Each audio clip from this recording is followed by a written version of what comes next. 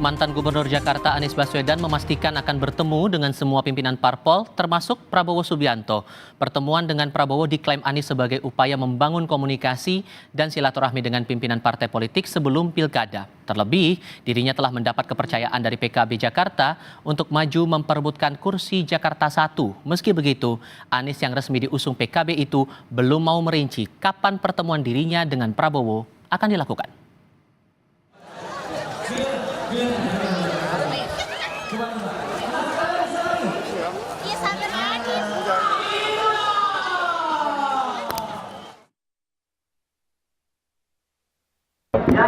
Kami tentu membangun komunikasi dengan semua dan insya Allah akan bisa bersilaturahmi dengan pimpinan-pimpinan partai politik. Tentu akan berkomunikasi, berdiskusi dengan pimpinan-pimpinan partai lain, termasuk nantinya dengan Pak Prabowo. Sebelumnya, Wakil Ketua Umum Partai Gerindra Habibur Rahman bilang partainya terbuka jika Anies ingin bertemu dengan Prabowo. Menurutnya seluruh pertemuan antar tokoh bangsa adalah bentuk komunikasi yang baik.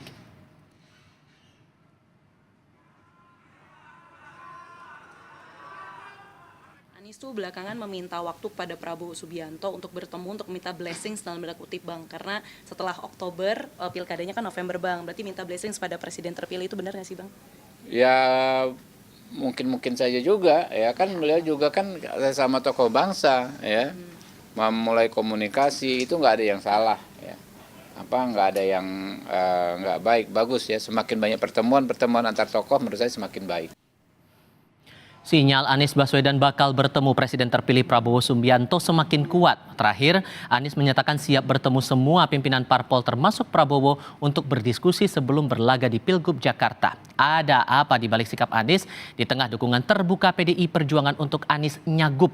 Kita akan bahas ini bersama founder kolaborasi Jakarta, Andi Sinulinga, bergabung juga politisi PDI Perjuangan Ciko Hakim, dan pengamat politik Ikrar Nusa Bakti. Selamat sore semuanya, apa kabar?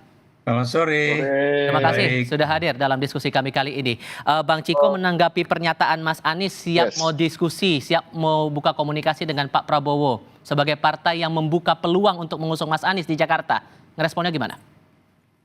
Saya rasa baik-baik aja. Kita harus melihat dari kacamata seorang Anies Baswedan ya. Anies Baswedan ini kan walaupun sebagai tokoh dan cukup diunggulkan lah, misalnya bila dia memang bisa maju di pilkada Jakarta ini, tetapi kan beliau ini sosok yang bukan menjadi bagian dari partai politik manapun, itu pertama ya. Yang kedua, partai yang sudah fix nampaknya untuk mendukung beliau itu kan baru satu, Partai Kebangkitan Bangsa.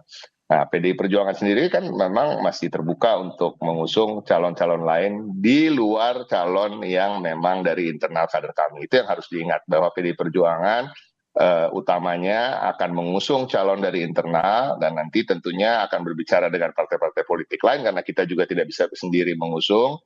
Nah, partai politik lain ini mengusung siapa dari partai politiknya atau dari tokoh luar partai politiknya. Nah, mungkin juga Anies Baswedan kalau kita berbicara dengan PKB misalnya. Nah itu. Nah bagi Anies Baswedan kalau saya kan melihatnya dari kacamata dia aja, artinya sangat penting bagi dia untuk menjalin komunikasi dengan banyak partai politik karena memang sampai hari ini baru Partai Kebangkitan Bangsa kan. Jadi itulah yang saya rasa suatu hal yang wajar dari apa yang dia sampaikan, bukan hal yang luar biasa. Oke, Bang Andi, kalau menurut Anda niat Pak Anies mau ketemu dengan Pak Prabowo ini perlu atau tidak? Ya begini ya, kalau kita lihat dari rekaman pembicaraan itu kan pertanyaan dari wartawan ya. Pertanyaan dari wartawan ke Habibur Rahman juga mempertanyakan apakah Anies benar mau ketemu Prabowo. Kemudian dijawab dengan jawaban yang menurut saya bagus jawaban itu.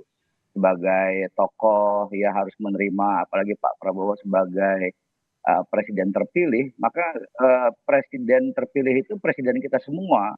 Nah karena itu tidak bisa ada sekat. Nah ketika pertanyaan itu dikembalikan ke Anies Baswedan, tentu saja tadi benar kata Mas Ciko tadi itu, bahwa Anies itu digadang-gadang jadi gubernur, elektabilitasnya dipandang cukup baik ya untuk diusung sebagai gubernur kembali gitu. Nah, kemudian dia tidak punya partai. Nah, karena itu menurut saya adalah hal yang wajar untuk bagi Anies untuk ketemu dengan semua pimpinan-pimpinan partai. Dan itu disampaikan dengan terang oleh Anies menjawab pertanyaan wartawan apakah Mas Anies juga akan ketemu Prabowo. Jadi siapa saja pimpinan-pimpinan partai untuk mendapatkan dukungan kembali misalnya berkompetisi lagi di Pilkada DKI memang harus dilakukan oleh Anies Baswedan. Nah, Anies yang saya kenal itu terbuka ya dengan siapapun, dikritik, dia menganggap bahwa lawan-lawan politik itu bukan musuh. Ya, Oke. selalu kita menganalogikan seperti main badminton misalnya. Di arena pertempuran, di arena kompetisi ya kita bisa saling berlaga, saling mengalahkan, saling mengambil poin. Tapi di luar itu kita semua berkomunikasi dengan Oke. baik. Mhm. Nah, itu sebenarnya yang kepingin ditunjukkan oleh Anies Baswedan. Tapi sebelum pilkada ini gimana membaca bentuk komunikasi politik yang berjalan sejauh ini menurut Anda, Bang Adi, dan efeknya nanti? Ya dengan semua, saya kira dengan semua tetap dilakukan komunikasi, siapapun nanti yang akan menjadi gubernur DKI itu sesuai dengan undang-undang kan perpanjangan tangan pemerintah. Nah karena pemerintah pusat khususnya, karena itu menurut pendapat saya ya secara pribadi bahwa eh, eh, karena siapapun nanti yang terpilih menjadi gubernur adalah perpanjangan tangan pemerintah untuk melakukan program-program pembangunan Indonesia khususnya di daerah, Mhm. maka karena itu menurut saya sebagai presiden, pemimpin pusat, presiden terpilih itu juga harus membuka ruang untuk berkomunikasi dengan siapapun calon-calon yang ada di DKI itu yang menunjukkan kita kenegarawan itu ya, bahwa Oke. kita sebagai sebuah anak-anak bangsa yang punya niat untuk berbuat yang terbaik untuk Indonesia, untuk daerah khususnya Jakarta. Oke. Ada kesan baik bahwa pertemuan ini coba dilakukan sebelum pilkada ini, Pak Ikrar. Tapi kalau konteksnya dibawa untuk mencari dukungan, mendulang dukungan di pilgub nanti, gimana membaca ini menurut Anda, Pak Ikrar? Apakah kemudian harus fokus pada semangat yang dibawa sebelumnya di Pilpres, semangat perubahan, semangat berkelanjutan, atau ada hal lain mungkin? Ya, saya pikir pemilihan presiden dengan pemilihan kepala daerah itu beda ya. Biar gimana pun gubernur itu bukan cuma kepanjangan tangan, tapi dia adalah wakil pemerintah pusat di daerah gitu ya. Dan Anda juga jangan lupa bahwa Anies Baswedan itu adalah orang yang dulu didukung oleh Prabowo Subianto ya, dalam hal ini Gerindra, dan juga oleh PKS ya, ketika maju pada pemilu kada di DKI Jakarta 2017 ya. Dan kita juga tahu pada saat misalnya apa namanya itu tatap muka waktu eh, tanya jawab di dalam Pilpres itu kita tahu antara Anies dengan Pak Prabowo itu cukup panas ya. Tapi begitu apa namanya itu pemilu presiden 2024 berakhir, Anda bisa lihat bagaimana kedua tokoh itu ya, baik Pak Prabowo maupun Anies Baswedan bisa saling berpelukan, tersenyum dan kemudian apa namanya itu seakan melupakan apa yang terjadi pada masa pemilu presiden yang lalu gitu. Nah, kembali ke soal apakah Anies mencari dukungan, saya pikir enggak juga ya. Kenapa demikian? Kalau kita lihat ya, sebelum misalnya PKB menyatakan dukungan resmi terhadap Anies Baswedan, itu kan sudah ada. Nasdem juga menyatakan Anies salah satu yang akan didukung ya. Kemudian PKS juga demikian ya. Pernyataan dari tokoh-tokoh PKS-nya juga menyatakan bahwa kita akan mendukung Anies ya, dan itu dinyatakan bukan oleh DPD ataupun DPW PKS di DKI Jakarta, tapi oleh tokoh-tokoh nasionalnya PKS ya. Demikian juga oleh PDIP ya. PDIP juga misalnya baik Mbak Puan, kemudian juga Wakil Sekjen PDIP itu ya, apa namanya itu, kemudian juga tokoh-tokoh lain itu menyatakan bahwa PDIP juga melirik Anies Baswedan sebagai calon gubernur DKI atau DKJ Jakarta gitu kan. Jadi hal itu adalah suatu hal yang sudah pasti bahwa Anies itu akan mendapatkan dukungan ya, siapapun yang akan menjadi kompetitor dia pada Pilkada DKI ini ya. Dan kalau kita lihat lagi-lagi berkompetisi dalam politik itu kan tidak harus bermusuhan secara baik itu fisik ataupun berkomplot yang menjadikan kita seakan-akan musuh di dalam pertarungan tersebut ya, karena kompetisi politik itu adalah suatu hal yang biasa di dalam setiap negara demokrasi begitu. Oke. Kalau kemudian di PDIP sendiri, konstituen gimana merespon nama Anies yang kemudian coba dipertimbangkan untuk maju di Pilgub DKI ini, Bang Ciko? Ya tentunya ada mixed feelings ya, ada perasaan yang bercampur aduk ya, ada sebagian yang belum bisa menerima, tetapi juga kemudian ada yang merasa memang untuk kebaikan Jakarta tidak ada salahnya untuk mencoba bersatu dengan Pak Anies gitu ya. Tetapi bagi kami tentunya ini menjadi hal yang juga kami pertimbangkan. Tapi kenapa nama Pak Anies bisa masuk dalam radar? Tentunya kan karena kita di PDI Perjuangan ketika berbicara soal pilkada ini mengedepankan terkait dengan permasalahan-permasalahan di daerah yang akan digelar pilkada dan juga tantangan-tantangan ke depannya. Nah, kalau kita bicara Jakarta khususnya yang DKI sekarang daerah khusus ibu kota yang akan berubah menjadi DKJ ya, kemudian permasalahannya yang begitu kompleks, begitu besar, ada kemacetan, ada disparitas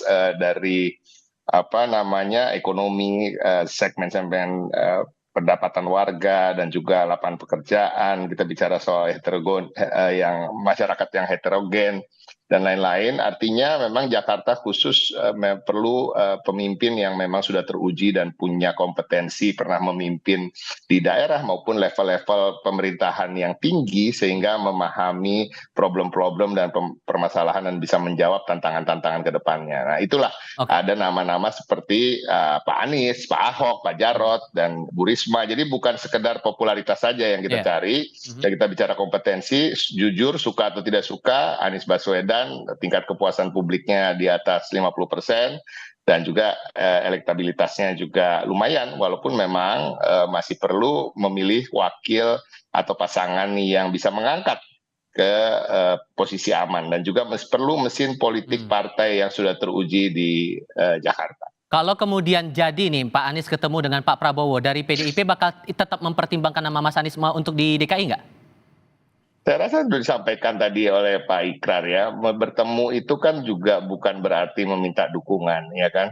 Bertemu itu tidak serta-merta kemudian pasti akan mendapatkan dukungan atau meminta dukungan atau memang dalam rangka terkait dengan di luar hal-hal yang sifatnya hanya sekedar silaturahmi. Saya rasa silaturahmi nggak ada masalah. Bagi kami ini hal yang biasa, silaturahmi politik. Semua politisi mempunyai gayanya masing-masing. Ada yang memang senang silaturahmi, ada yang enggak. Tapi ya pada prinsipnya nanti saya meyakini bahwa memang agak sulit bagi Anies Baswedan untuk bisa bersatu dengan yang disebut kubunya Pak Jokowi. Kalau kita mau jujur ya, karena kan memang basis pendukung Pak Anies ini kebanyakan memang kalau kita jujur adalah basis pendukung yang memang mendukung karena Anies berada di the other side of Presiden Jokowi. Kalau mau dibandingkan dengan Pilgub 2017 dengan kondisi politik sekarang, berisiko nggak menurut Anda Bang Andi untuk konstituen? Saya yakin ya dengan niat yang baik bahwa kita ingin memberikan contoh keteladanan berpolitik dengan komunikasi yang baik gitu. Kan toh misalnya misalnya kita bisa ingat terakhir kendati pun Pak Jokowi tidak memberikan dukungan kepada Anies juga kepada Mas Ganjar, kan mereka bisa ketemu juga tuh makan-makan bareng tuh sebelum Pilpres gitu. Dan itu hal yang biasa menurut saya dan saya yakin publik Jakarta dengan mudah ya menangkap pesan-pesan yang terkomunikasikan oleh elit-elit politik di Jakarta ini. Oke, kalau menurut Anda Prof. Ikrar gimana merespon itu? Berbahaya nggak atau berisiko nggak buat konstituen? Saya pikir enggak ya. Kenapa saya katakan enggak? Karena konstituen sudah tahu ya siapa yang akan mereka pilih dan siapa yang akan tidak mereka pilih, begitu kan? Termasuk juga hasil survei Kompas yang tadi juga Anda bacakan itu ya, yang mengatakan bahwa misalnya pemilih PDIP ya itu juga akan mempertimbangkan siapa yang didukung oleh Jokowi. Kata mempertimbangkan itu kan belum tentu positif, bisa saja negatif gitu kan. Apalagi itu seimbang dengan kata-kata siapa pula yang akan didukung oleh PDIP gitu kan. Kemudian di dalam laporan Kompas itu ya hari ini di halaman 2 itu jelas-jelas di dalam endingnya itu Kompas juga mengatakan ada 3 poin yang kemudian belum tentu misalnya yang mendukung Jokowi itu akan memilih Anies karena satu misalnya Jokowi tidak lagi menjadi presiden Ya. pada 20 Oktober gitu. Yang tadi juga Anda sudah sebutkan ya. Kemudian poin yang lain juga ya bahwa presiden saat ini pada 2020 nanti tidak 20 Oktober 2024 itu tidak lagi memiliki apa yang disebut dengan executive order atau memegang kekuasaan untuk bisa memberikan perintah gitu kan. Jadi hal-hal semacam itu itu pasti akan jadi pertimbangan publik dan saya yakin publik di Jakarta itu adalah publik yang sangat terbuka ya. Dan kalau Anda lihat ya hasil Pilpres kemarin itu kan Anies dan Muhaimin Iskandar itu kan selisihnya dengan Prabowo Gibran Tipis. itu kan sedikit sekali. Maksud saya sama-sama 2.600.000 gitu kan. Cuma yang di belakangnya aja yang kemudian agak berbeda ya. Walaupun tadinya Jakarta termasuk satu wilayah ya dari sedikit wilayah ya yang sama dengan Aceh yang kemudian angka terpilihan Prabowo Gibran itu di bawah angka Anies Baswedan dan Muhaimin Iskandar walaupun hasil dari yang perhitungan KPU terakhir ternyata Prabowo Gibran masih unggul tapi sedikit sekali begitu. Sudah kami tangkap maksudnya di situ. Bang Andi Sinulinga terima kasih, Bang Ciko Hakim terima kasih, Prof Ikrar juga terima kasih sudah hadir dalam diskusi kami. Selamat sore semuanya. Ya, masih sama-sama. Assalamualaikum.